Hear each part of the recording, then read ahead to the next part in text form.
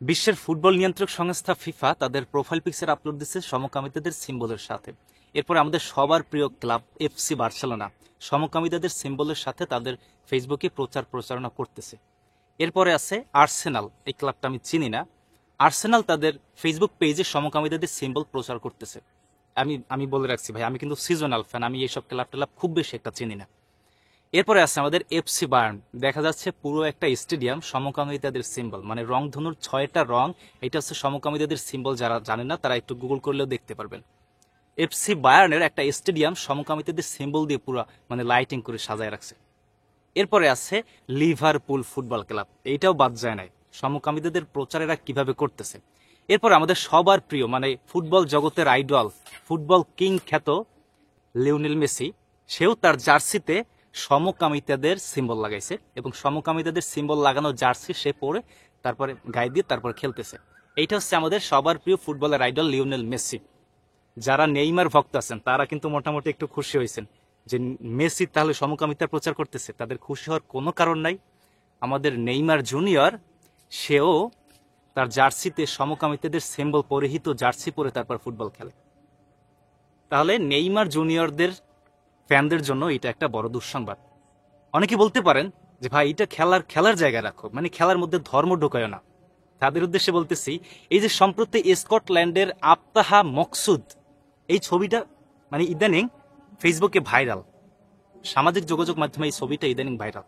স্কটল্যান্ডের আফতাহা মকসুদ, সম্ভবত স্কটল্যান্ডের আফতাহা মকসুদ এই মেয়েটার নাম, হিজাব পরে ক্রিকেট খেলতেছে। অনেকে বাহবা দিচ্ছেন, অনেকে প্রশংসা করতেছে খুব, যে যা খেলতেছে ধর্ম তো মানতেছে, এটা ঠিক আছে মোটামুটি, মানে খেললেও ধর্মের জায়গায় সে ঠিক আছে। হিজাব পরেও সে ক্রিকেট খেলতেছে, এইটার জন্য সে অনেক বাহবা পাচ্ছে, অনেক প্রশংসা পাইতেছে।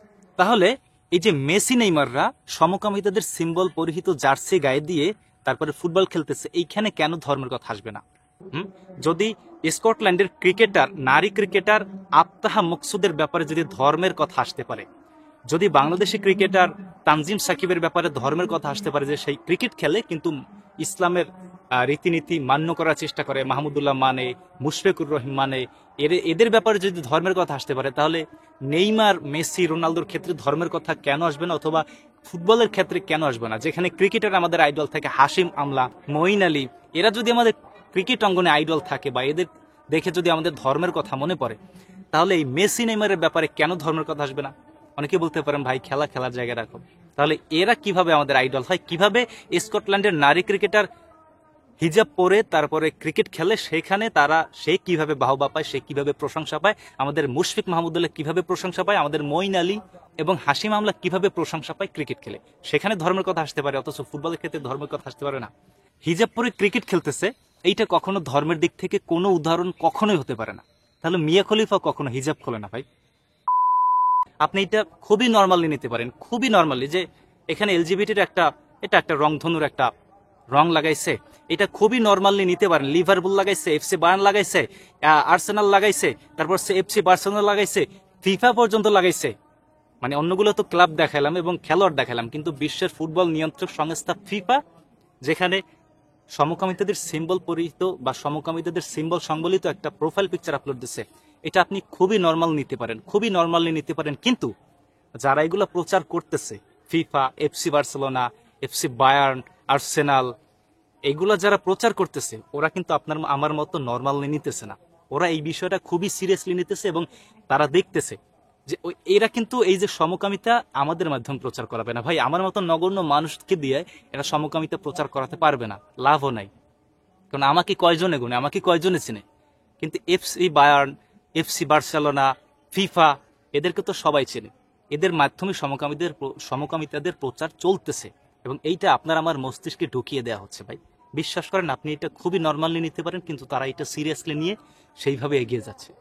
এখনই এদেরকে বয়কট করতে হবে এবং এদের ফেসবুক পেজ বয়কট করতে হবে। আমি পার্সোনালি মেসির ফ্যান ছিলাম, যে ফুটবল ভালো খেলে এবং ফুটবলের রাজা বলতে গেলে মেসি।